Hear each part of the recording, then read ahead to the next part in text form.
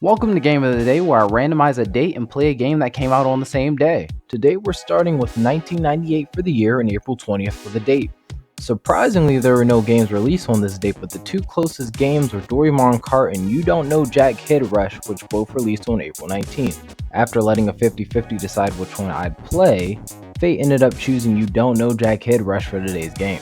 Thankfully, this game was pretty easy to find, as it's only $3 on Steam, which gives it a good start.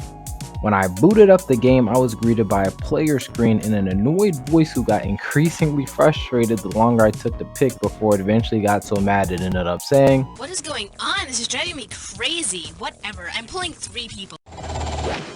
So I guess I was playing with me, myself, and I today. The actual characters themselves though were nightmare fuel, but I wasn't planning on sleeping anytime soon anyway, so it's fine. After picking my first category, a little animation played that incorporated the question number, and this happened for about half the questions, which I thought was a fun touch. The actual questions themselves though were like 90% pop culture references and 10% common sense, which isn't a bad mix, but if you were born in the 2000s like I was, some of these references were a little hard to get. In between the basic quiz mechanics, they had some mini segments such as guessing if a name was a Smurf, Spice Girl, or both, and matching catchphrases to characters, both of which were fun twists to spice up the gameplay.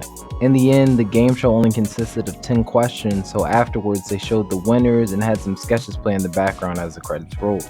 So with that being said, while I didn't get every reference, it reminded me of my days watching Nicktoons rerun 90s shows, plus the game itself was also pretty fun and full of personality, so in the end I'd have to give this game a totally out of 10. Make sure to comment what you would rate this game alongside games you would hope to see in the future on the series, and I'll see you guys in the next one.